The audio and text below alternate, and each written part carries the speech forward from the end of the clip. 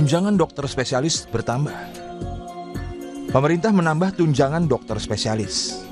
Itu menjadi salah satu upaya memenuhi hak konstitusional warga negara untuk menerima pelayanan kesehatan. Undang-Undang Dasar 1945 hasil amandemen bahkan mengamanatkan 2 ayat agar warga negara mendapatkan pelayanan kesehatan yang layak. Pasal 28H ayat 1 menyebutkan setiap orang berhak hidup sejahtera lahir dan batin, bertempat tinggal, dan mendapatkan lingkungan hidup baik dan sehat, serta berhak memperoleh pelayanan kesehatan. Pasal 34 ayat 3 menyebut, negara bertanggung jawab atas penyediaan fasilitas pelayanan kesehatan dan fasilitas pelayanan umum yang layak. Oleh karena itu, kita mengapresiasi terbitnya Peraturan Presiden Nomor 81 Tahun 2025 tentang tunjangan khusus bagi dokter spesialis, dokter subspesialis, dokter gigi spesialis, dan dokter gigi subspesialis yang bertugas di daerah tertinggal, perbatasan, dan kepulauan. Melalui Perpres ini, pemerintah menetapkan tunjangan sebesar Rp30.012.000 per bulan, di luar gaji pokok dan tunjangan lainnya yang berlaku sesuai ketentuan kepegawaian. Pada tahap awal, tunjangan khusus akan diberikan kepada 1.100 dokter spesialis yang saat ini berpraktik di fasilitas kesehatan milik pemerintah daerah.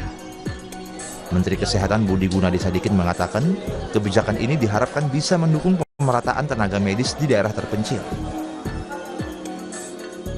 Persebaran dokter, apalagi dokter spesialis, di wilayah Indonesia yang luas ini memang masih menjadi masalah karena ketimpangan antara Jawa dan luar Jawa. Padahal, warga negara berhak mendapatkan pelayanan yang sama. Data Kementerian Kesehatan tahun 2024 menunjukkan jumlah dokter spesialis di Indonesia sebanyak 49.670 orang. Berdasarkan Badan Perencanaan Pembangunan Nasional, rasio ideal dokter spesialis 0,28 per 1.000 penduduk. Dengan demikian, Indonesia masih kekurangan sekitar 29.179 dokter spesialis. Para dokter spesialis itu berasal dari 24 fakultas kedokteran penyelenggara pendidikan dokter spesialis yang meluluskan rata-rata 2.700 orang per tahun. Masalahnya, distribusi dokter spesialis ini tidak merata. Sebanyak 59% dokter spesialis terkonsentrasi di Pulau Jawa. Perpres Nomor 81 Tahun 2025 adalah bentuk tanggung jawab pemerintah untuk menjadi pendorong motivasi agar dokter spesialis mau bekerja di daerah tertinggal, perbatasan, dan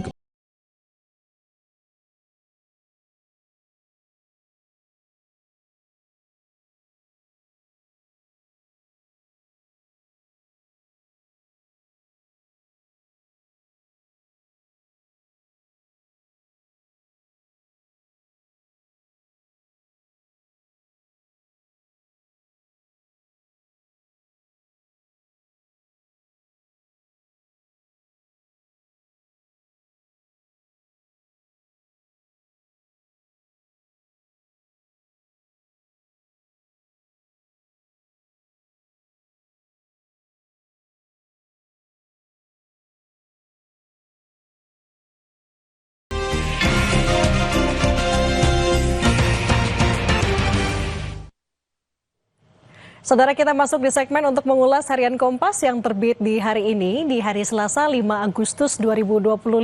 Bersama saya Nanda Aprilia.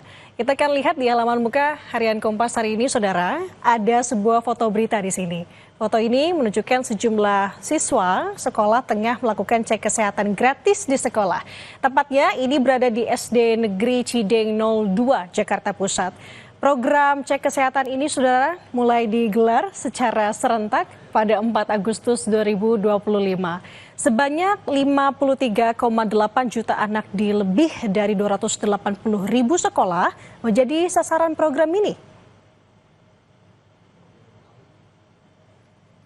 Nah, dari foto kita akan bergeser ke pojok kanan atas. Ada judul di sini mengenai waspadai kenaikan harga beras. Informasi yang disampaikan dalam judul ini, saudara, produksi beras pada semester 2 selalu lebih rendah ketimbang semester 1. Pemerintah perlu mewaspadai penurunan produksi beras yang biasanya diikuti oleh kenaikan harga beras.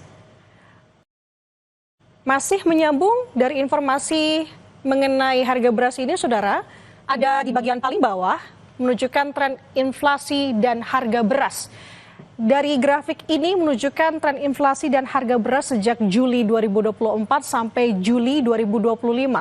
Awal Juli 2024 inflasi 2,37% dan harga beras per kilogramnya Rp13.597.000 per kilogramnya.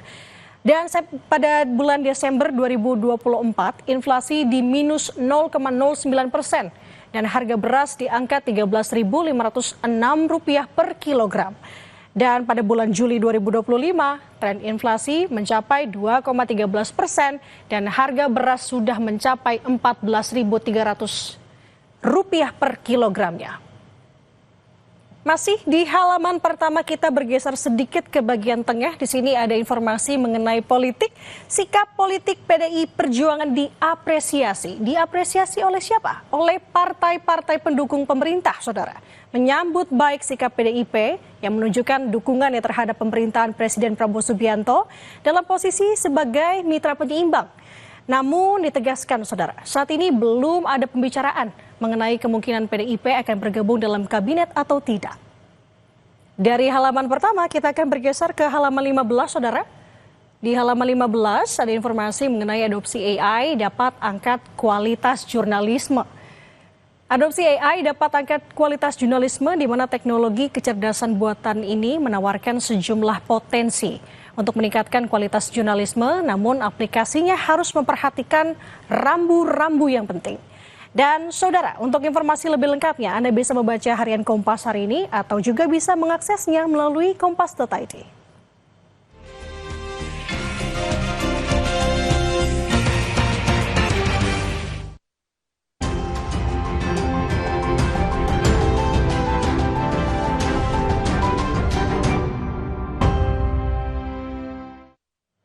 Saudara, saatnya kita simak situasi arus lalu lintas di beberapa lokasi di Indonesia bersama dengan petugas NTMC Polri, Brigadir Rizka. Selamat pagi, Brigadir Rizka. Silakan dengan laporan Anda. Ya, selamat pagi Nanda dan selamat pagi juga saudara. Pagi ini kami akan mengajak Anda untuk memantau bagaimana situasi lalu lintas terkini langsung dari CCTV Korlantas Polri di sejumlah titik di Indonesia. Dan yang pertama yaitu dari kawasan Simpang Semanggi, Jakarta Selatan. Pada pagi hari ini lalu lintas masih terpantau ramai lancar dari berbagai arahnya, yaitu dari Gatot Subroto yang akan mengarah ke Senayan ataupun Selipi, maupun dari arah Semanggi yang akan menuju ke Kuningan ataupun Cawang, dan juga dari arah sebaliknya via jalur arteri maupun tol dalam kota. Kami himbau kepada para pengendara untuk tetap waspada dan selalu jaga jarak aman kendaraan Anda serta jaga kecepatan maksimal kendaraan Anda. Selanjutnya yaitu kita akan bergeser menuju ke Simpang Tomang, Jakarta Barat. Kondisi arus lalu lintas di kawasan ini masih terpantau ramai. Perlambatan kecepatan hanya terjadi jelang antrian traffic light saja, yaitu dari exit tol Tangerang yang akan menuju ke Harmoni ataupun Cawang, dan juga dari arah Cawang yang akan menuju ke Grogol via jalur flyover. Kami himbau kepada para pengendara untuk tetap mematuhi peraturan lalu lintas, dan juga kami ucapkan terima kasih kepada para pengendara yang sudah berhenti tepat di belakang garis stop. Selanjutnya kita akan bergeser menuju ke Bogor, tepatnya di Simpang Nagrek Cikeas. Dari CCTV kami terpantau lalu lintas mulai padat di kawasan ini mengingat bertepatan dengan jam berangkat perkantoran, namun lalu lintas masih dalam keadaan lancar, yaitu dari arah Cilengsi yang akan menuju ke Cibubur maupun dari arah sebaliknya, yaitu dari arah Cibubur yang akan menuju ke Cilengsi. Harap para pengendara berhati-hati karena adanya pertemuan arus lalu lintas di kawasan ini, serta harap bersabar dan mengurangi batas kecepatan kendaraan Anda. Dan yang terakhir kita akan menuju ke Tanjakan Pasar Lawang, Malang, Jawa Timur. Lalu lintas dari arah Surabaya yang akan mengarah ke Malang pada pagi hari ini terpantau lancar, begitupun dari arah sebaliknya. Perlambatan kecepatan terjadi karena banyaknya masyarakat yang menyeberang jalan dan juga kendaraan yang terparkir di pinggir jalan dikarenakan jalur yang mengarah ke Surabaya terdapat banyaknya aktivitas masyarakat yaitu pasar. Untuk itu kami menghimbau kepada para pengendara agar bersabar dan juga berhati-hati yang melintas di jalur ini. Selanjutnya, saudara, perlu kami informasikan juga bahwa berdasarkan data IRSFS dari Korlantas Polri dalam kurun waktu 1 kali 24 jam, telah terjadi sebanyak 241 kasus kecelakaan lalu lintas dengan rincian jumlah korban, yaitu 25 meninggal dunia, 36 luka berat, dan juga 304 luka ringan. Dari 241 kasus kecelakaan tersebut, 99% terjadi di jalan non-tol. Untuk itu kami menghimbau kepada para pengendara khususnya yang melalui arteri agar selalu berhati-hati dan waspada serta patuhi peraturan lalu lintas yang ada demi keselamatan bersama di jalan raya.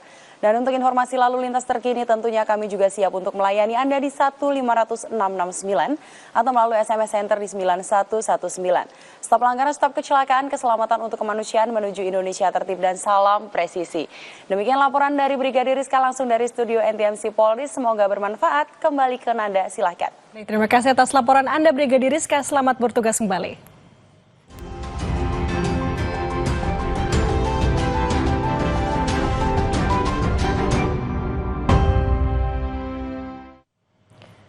Saudara, tetaplah bersama kami. Usai jeda akan ada informasi ratusan rumah warga di Desa Air Mesu Timur, Bangka Tengah, Kepulauan Bangka, Belitung rusak akibat pengeboman tambang batu.